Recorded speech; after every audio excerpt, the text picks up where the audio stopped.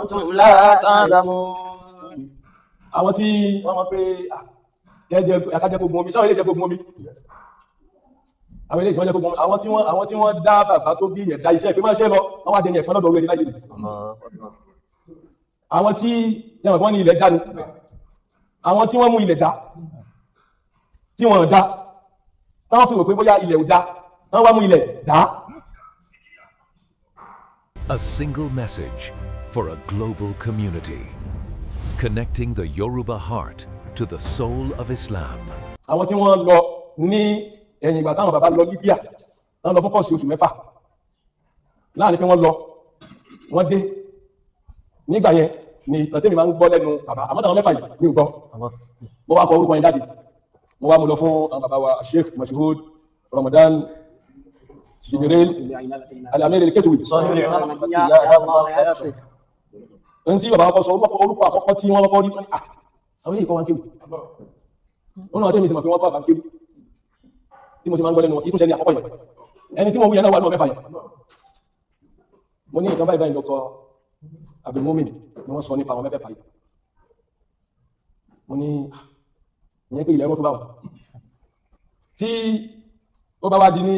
èní tí babaláyé bá wá sọ wípé àwọn tẹ́rí lẹ́yìn yẹn orí mo dé fídíò yẹn díẹ̀ ní o mo dé ní o ibi tí wọ́n ti ń bá bọ̀ àwọn tó ti ń tún túbà bọ̀ ṣe wà dámọ̀ tó ti ń tún túbà wọ́n kà wọ́n fídíò yẹn tí ìpẹ̀ ìjẹsẹ̀ wọ́n ṣe ẹ sáàsì fún lórí net ó sì wà current affairs ni àbí current video ni so ẹ tètè wá ẹ mẹ́jọ lọ èmi ti download ẹ̀ sọ́wọ́ torí wọ́n ti fẹ́ kí kó lórí wọ́n ní àwọn tẹ́rí lẹ́yìn yẹn kò sí mọ́ni ẹ gbọ́ wọ́n tún wá ṣe ilẹ̀ dání wọ́n ní wàláì tàláì ilẹ̀ dání ẹni tó rí wáyé ọ̀rọ̀ fídíò yìí ẹ tó tún gbọ́ wọ́n tún wá ní kì í ṣe pé èèyàn fi ń yẹpẹrẹ àbí kinní kan ẹni tí a fẹ́ yẹpẹrẹ ẹni tí a fẹ́ tàbùkọ rẹ̀ ẹni tí a fẹ́ pínlẹ̀ àwa ní ọ̀tọ̀ ní tá àfà rẹ̀ ń sọ ọ̀tọ̀ ní tí ń tú àbí ẹ̀gbọ́n yẹn náà torí wọ́n nígbà tí àwa náà tá a gun òkè a rí pé ọ̀tọ̀ ní tí wọ́n ń tú ọ̀tọ̀ ní tí wọ́n ń wí ẹ ṣáà jẹ́ a máa mánéjì bẹ́ẹ̀. فاسألوا أهل الذكر كنتم لا تعلمون. bóyá kí n tó pè fún ẹ̀yẹ ẹ̀ tó bọ́. فاسألوا أهل الذكر كنتم لا تعلمون.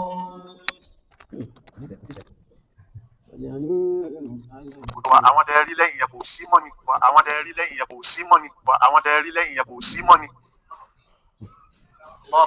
ilẹ̀ ta ni ilẹ̀ ta ni wàláì tọ́láì ilẹ̀ ta wàláì tọ́láì ilẹ̀ ta wàláì tọ́láì ilẹ̀ ta iṣẹ́ bí wọ́n fi ń yẹpẹrẹ wọn àbí kíní kan nígbà táwa náà tá a padà ta gòkè tá a ṣe lágbá ọ̀tọ̀ ni tí wọ́n ń tú ọ̀tọ̀ ni tí wọ́n ń wí ọ̀tọ̀ ni tí wọ́n ń tú ọ̀tọ̀ ni tí wọ́n ń wí ọ̀tọ̀ ni tí wọ́n ń tú ọ̀tọ̀ ni tí wọ́n ń wí. ọ̀tọ̀ ni tí bàbá bọ̀dá ṣe ká dàmú wí. bẹ́ẹ̀ ni ọ̀tọ̀ ni tí wọ́n ń tú báyìí. èyí tí ń jásí yẹn bàbá rẹ wá tọrọ tí wọ́n kọ́ ṣe rọmọdá ni tí ó dá padà dé tí wọ́n sì béèrè tí bàbá rẹ ẹbí adébàṣírò lọ́mù sọ́ngbọ̀n àwọn náà fi ṣàtẹ̀gbọ́n bàbá ẹni tí ń jásí wọn. Fásíàlú أهل الذكر كنتم لا تعلمون. àwọn tí wọ́n mọ̀ pé akájẹ́ gbogbo omi sáwọn ilé jẹ́ gbogbo omi àwọn ilé ìjọ jẹ́ gbogbo omi àwọn tí wọ́n dá bàbá tó bí yẹn dá iṣẹ́ pé máa ṣe lọ wọ́n wá dẹni ẹ̀pẹ́ lọ́dọ̀ owó ẹni láyé àwọn tí wọ́n ní ilẹ̀ dá ni àwọn tí wọ́n mú ilẹ̀ dá tí wọ́n dá táwọn fi wò pé bóyá ilẹ̀ ò dá wọ́n wá mú ilẹ̀ dá tí àwọn tí wọ́n wá ní ẹ má jẹ́ káwà wulẹ̀ pé ilẹ̀ ò dá káwà ní àfaradà kájẹ́ mọ̀ pé ilẹ̀ dá torí pé àwọn dá àwọn sọ pé àwọn ò dá. فاسألوا أهل الذكر كنتم لا تعلمون. kí n tó lọ jìnnà kí kọ́kọ́ yẹn ọ̀rọ̀ yìí pé ọ̀tọ̀ ni tí wọ́n ń wí ọ̀tọ̀ ni tí wọ́n ń tú nígbà táwa náà gòkè tán òkè téèyàn bá gùn yẹn jábọ́ yóò ṣubú lẹ́nu. sanu ti mọ̀ pé òkè lé nígbà wa náà kéwké lé ní kéèyàn fi ọ̀tọ̀ ní tí wàá dámọ̀ ń wí ọ̀tọ̀ ni tí wọ́n ń tú ẹ mú mi ṣé lárúbá ti ń dàrú bẹ́ẹ̀ náà lọ́wọ́ lárúbá wa yàní ajẹ́pẹ́ ẹ̀gbọ́n tí wàá dámọ̀ ń wí lọ́nà lọ́wọ́ tọ́lá náà ń gbọ́ túbà ilé mi àwa sì ń tọrọ káwa ṣe gòkè àwọn èsì gòkè tẹ́yìn gùn òkè torí náà bá gbọ́ òkè tọ́lọ̀ pé nígbà táwa náà gòkè tán àwa rí kọ́tọ̀ ní tí wọ́n tú ọ̀tọ̀ ní tí wọ́n wí tẹ́yìn náà lárúbá wọn wí tẹ́yìn rí sọ tí a bá wá ní pé àwọn tí wọ́n dé lẹ́yìn àbí àwọn tí àwọn tẹ́ rí lẹ́yìn yẹn kò sí mọ́ ni kò sẹ́nìkan lẹ́yìn tí gbogbo wa mọ̀ lẹ́yìn àwọn tó ti lọ pé ń tú túbà fún ṣé wà dámọ̀ tí ṣé òmò ṣùgbọ́n náà lọ. wọ́n ní tó wé bá sì jọ òwe ẹni tí a bá dé dáhùn èròjà ní bà wá èròjà ó sì wá bá lóti wa èèyàn fi kúkú dẹ́gbọ̀n bá dẹ́tẹ̀ ìkúkù kí láti wó dàgbà ìkúkù ni tí a bá fẹ́ ní títú túbà fún Sheikh Adam Abdallah Al-Ilory ó wà lọ́wọ́ Muslim ọlọ́run wá ṣe èyí ti yànnà náà ọ̀yẹ́ sínú tíra ilé ṣe nínú Majma'ul Bahrayni wa Multaqa Ash-Shaqiqayni ní sọfúnwa 32 فأسلوب الكتوي ما تلو بين بصر بلا قد عجب كثير من المصلين بأسلوب الكتوي إذا وجه ويلني يعني متي صورة كان تفهم صوت عليه الله تي منتي أبو كيويا كتو دبروا لين كتو متو يو صورة كتير كتير كتير جوانا نشة قد عجب كثير من المصلين بأسلوب الكتوي الذي كان يقوم على الاستقصاء والإتناب ọ̀pọ̀lọpọ̀ àwọn èèyàn nínú àwọn tí wọ́n ń kírun tábà ní ká máa dárúkọ àrí àwọn tá a lè dárúkọ wọn tí wọ́n sọ pé bàbá àwọn sọ fún àwọn tọ́jẹ̀ sí àwọn ọmọ yẹn sì wà láyé bàbá wọn ti pa àwọn ọmọ yẹn wà láyé ní wọn náà máa gbọ́ prógámù yìí pé bàbá àwọn ń jẹ́ kó yí àwọn pé túbà tí ájùmọ̀ sókè máa ń túbà làwọn fi lọ kírun mọ́ríkàsì torí wọn ìgbọ́ lárúbáwá bí àbá wa ní ṣé wà dámọ̀ sọ lárúbáwá ọ̀tọ̀ ni tí ẹni tí ń tún ẹwọ́ gbogbo tó gbé ṣé wà dámọ̀ gan sí ipò pé ẹni tí ò mọ nǹkan tí ń sọ wọ́n sì tún nǹkan mílíọ̀nù lọ́wọ́ ìsìn gbà ṣé wà dámọ̀ tí ńgbà tí wọ́n lọ yín táfíwò Alikali Abdullahi Adam ní ó sì fàyẹ́ bẹ́rọ̀ nílé Al-Islam nítorí qualify ṣe àdámọ̀ ní pé Mr. No Nonsense Mr. No Nonsense ní wọ́n máa wá tú in tí ìtún tó jẹ́ pé kò ń kọ́ ní wí wọ́n sì ń tú àbí kí n tó tú ẹ̀ pílẹ̀ fún ikẹ́ tó tún kọ́ ní ẹ ti gbọ́ ọ̀dẹ̀ àjàbà kẹsí ní gómìnà mùsùlùmí بأسلوب الكتوي tẹ́rí in tí ń fẹ́ kó yẹ ẹ̀yẹ̀ ni pé nínú tí ẹni yìí dìmú ní pé gbogbo tí ń jẹ́ nǹkan oríyìn fún ájìmọ̀sùlùmí tó jẹ́ nǹkan tó jẹ́ nǹkan orí pa ẹ̀yìn fún mo fẹ́ bàjẹ́ ní tí wọ́n sọ jáde lẹ́nu ni àwọn náà wà rẹ̀ pé kó yẹ bàjẹ́ ká bá gbọ́ ẹ bá ti wá ń wí àwọn náà jáde ẹni bá sì lóun fẹ́ pa ìtàn bàbá tó bí àwa náà pàtàkì nígbà tí ṣé wà dámọ̀ ní ìyá tó bí àwọn náà kan kú olé láàrin 69 lọ́mọ àbíbẹ̀yìn tí wọ́n bí fún ṣé wà dámọ̀ láàrin 70 àfiṣẹ́ òṣèlú wájọ́ kan wọ́n ní bàbá wọ́n ní ẹkùn fẹ́ bèèrè ìbáwó ní ìyá alágbájá kú olé fún ṣé wà dámọ̀ nìkan kú olé bàbá wa wò níwà lórí òun kálá sáré ṣé òṣèlú ọ̀rọ̀ tí wọ́n fẹ́ bí dídóbi oṣù mẹ́ta lọ́sí bàbá ní àkínyìn lè sọ ọdún yẹn bá mú sálámọ̀ mo mọ ọdún yẹn dáadáa wọ́n ní báwo mo ṣe mọ̀ mo ní ẹni báyìí Ògún Wo Street iléeṣẹ́ Adamu láìdí ni wọ́n bí sí níjọ́ tí wọ́n sì di ọmọ ẹni báyìí ló jáde ló wá yọ ọkọ̀ wọn bímọ níjọ́ tí wọ́n yọ ọmọ ọdún yẹn jẹ́ 1972-73 ẹni táwọn yóò sí ilé mọ́jọ́ náà àmọ́ àwọn ìyá tó wẹ ọmọ tí wọ́n ń wí ìjọ náà lọ́wọ́ ìdí nìyẹn lábá sì lọ skul gbogbo bí àwọn láti primary school ilé kan ilé babalá tó ṣàkójìnà sílé iṣẹ́ Adamu láìdí ibẹ̀ náà kọ́kọ́ gbé tó wá gbé ìsàlẹ̀ ọjà bàbá pé n tí mo sọ ó yé mi ẹni bá wọn pa ìtàn pé ìtukùtù ni ṣé ògbọ́n sódì tó fún ṣé Adamu àwa náà pa ìtàn Yorùbá ló ní bàbá òjú bàbá lọ àkí ṣe bí ti ṣé Adamu bàbá ju bàbá lọ ṣé Adamu ju ṣé ògbọ́n sódì àmọ́ ìyá òkú bàbá ẹ̀bọ̀ bàbá lè pàtàn bàbá wà ló pàtàn yá. قد أعجب كثير من المصلين بأسلوب الكتوي ọ̀pọ̀lọpọ̀ àwọn èèyàn ni wọ́n ti ṣe mọ̀ tí wọ́n ń wù wọ́n pẹ̀lú ọ̀nà tí Al-Kituwi الذي كان يقوم على الاستقصاء والإتناب أسلوب tí wọ́n ọ̀nà táwọn máa ń gbà tó túbà ní pé al-istiqsa ká mú ọ̀rọ̀ kan lẹ̀ wal-itnab ká sì fàkógùn ṣe mùsùlùmù yẹn mì ní pé tí ẹni tí ń ta túbà kọ́ ni wọ́n tú قد أعجب كثير من المصلين بأسلوب الكتوي الذي كان يقوم على الاستقصاء والإتناب والإتناب بينما كان أسلوب الجماوي يقوم على التوسط بين الأمرين أسلوب الجماوي بين الاستقصاء يقوم على التوسط بين الإتناب والإيجاز أسلوب الجماوي ده يعني pé جماوي ò ní fa ìtumọ̀ gùn lọ púpọ̀ kò sì ní jẹ́ òkúrú ذلك في ترجمتهما لخطبة الشيخ آدم عبد الله الإلوري èyí tí mo wí táwọn méjèèjì bá ń tú túbà fún bàbá wa الشيخ آدم عبد الله الإلوري رحمه الله آمين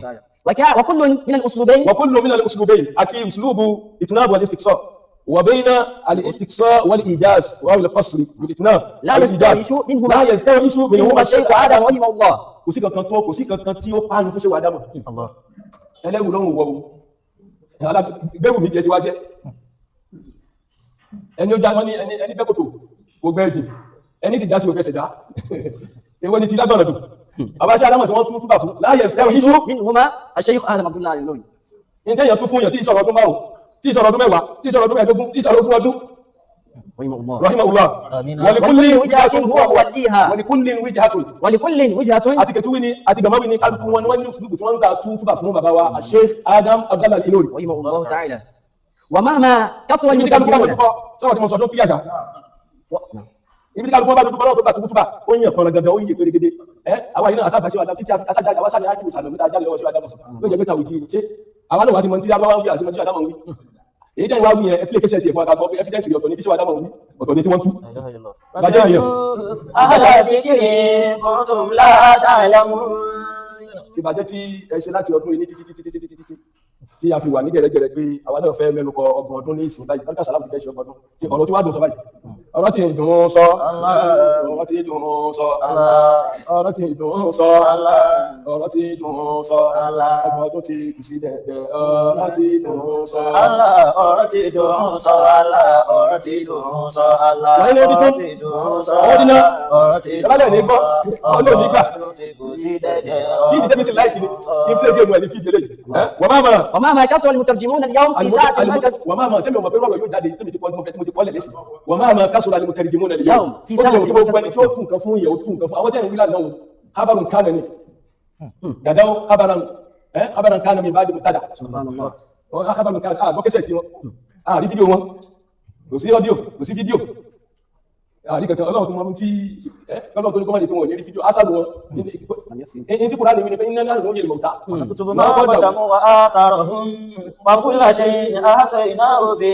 إمام مبين ẹ̀yin tí ẹ bá ní ìbátan sí kanú àwọn mẹ́fà táwí ẹ má bínú àwọn ló tú ọ̀rọ̀ síta o torí pé ilẹ̀ dání kò sí ìyàmọ́ ni ilẹ̀ dá tòótọ́ kò sí ìyàmọ́ àwọn tó wá dá tí wọ́n dúró lórí ilẹ̀ pé ilẹ̀ yìí dá tí wọ́n lọ títí tí wọ́n fara dá tí wọ́n fara jì í àwọn láwọn fẹ́ sọ di aláìdálé nìyí. ومهما كثر المترجمون اليوم في ساعة المركز المذكور gbogbo ẹni tẹ́ ẹ lè rọ pé kó máa tú túbà fún yín tí ò tọ́jọ́ tí ò tó ṣùgbọ́n tó di pé ó di kọ̀. gbogbo àwọn tó lè fẹ́ àwọn tú túbà lẹ́yìn àwọn méjèèjì tá a wí àwọn tẹ́yìn wí yẹn lẹ́yìn tẹ́yìn mọ̀ àwọn táwa wá mọ̀ rè ẹ̀yin ẹmú aṣáwù tú túbà àwọn tẹ́yìn mọ̀ yẹn jáde òní ìdìbò àṣẹ sọ pé káwọn mú ti wá jáde ó wà lórí igbá òun náà láyé ń gbọ́ wọn gbọ́tẹ̀ lómi tí yẹn mú jáde kárí wà máa mọ̀ kásùrá. المترجمون اليوم في ساعة المركز المذكور gbogbo nǹkan kẹ́lẹ̀ kan ló ń fẹ́ tún túbà lẹ́nu ní mọ́ríkàsì láyé tá a wà nílẹ̀ tó mọ́lẹ́bí yìí. فهم لم يبلغوا شأوهما فهم لم يبلغوا شأوهما orílẹ̀ èdè tọ́lọ́ ní kí wọ́n fi túbà tó tún dé lára ṣé wà dámọ̀ àwọn tá a rí yóò débẹ̀. الله أكبر. torí àwọn tẹ́yìn fẹ́ kọ̀ndẹ́mù yìí tẹ́yìn sọ pé àwọn tí wọ́n dé lẹ́yìn yẹn kò sí èèyàn mọ́ ni àwọn lórí pa wọ́n ní fídíò wọ́n ní ọ́díò àwọn tí wọn ò ní ọ́díò ámbẹ̀lẹ̀ fídíò. هم لم يبلغوا شأوهما ولا يدرك الضالع شأوى الضليع في ترجمة المعاني mbọ̀lá mú kun ti fẹ́ ṣe dédé ẹgẹ́sẹ̀ tó dédé abẹ́ tó smoke mo ló ti fẹ́ tó ṣe dédé pẹ̀lú tó rẹ̀ sẹ̀fẹ́ tó ṣe dédé ara wọn ni wọ́n ṣe dédé ara wọn wọ́n lè ṣe àrọ́jú ọwí mẹ́kápò jẹ́mọ́tọ́ wọn pè mẹ́kápò أو يصلوا إلى غاية ẹni tí ò rọwọ́ náà tán tí ò rẹ́sẹ̀ náà mẹ́kápò tó lọ́wọ́ fẹ́ gbó ṣe dédé pẹ̀lú ẹni tó rẹ́sẹ̀ gbábọ́ lórí fídíò أو يصلوا إلى غايتهما في هذه الترجمة. àbíkọ́ náà fẹ́ ṣe dédé pẹ̀lú àwọn méjèèjì ní bí àwọn tún túbà ẹ̀ tó bá ní túbà tí wọ́n ti tú ẹ pílẹ̀ wọn fún ọkà gbọ́ ẹ pílẹ̀ wọn fún ọkà gbọ́ nọ́ọ̀sì tí wọ́n já fọ́ṣẹ́ wa dámọ̀ níbi wá sí ní tẹ̀síìrì ẹ pílẹ̀ wọn fún ọkà gbọ́ ẹ pílẹ̀ kẹsẹ̀ tí wọ́n wá jáde àṣìṣe láwọn tó mọ kẹsẹ̀ tí tọ́jú lọ́dọ̀ yìí ọmọ kẹsẹ̀ tí tọ́jú tó há kẹsẹ̀ tí sórí tí wọ́n tó mọ ṣe àrígbò ẹ̀ bẹ́ẹ̀ bá wá rí play ẹ̀yìn ètè ha sórí tó kẹsẹ̀ tí ẹ ṣe àrígbò ẹ̀ ká gbọ́ ẹ sí wọn jẹ́ sí wọn jẹ́ ká gbọ́.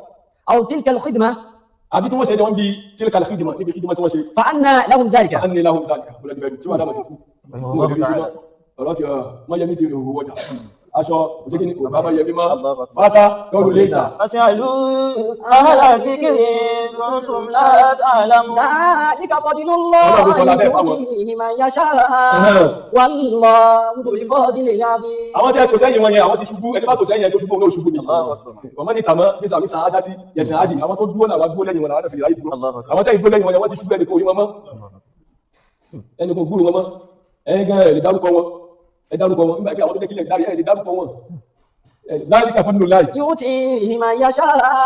والله ذو الفضل العظيم.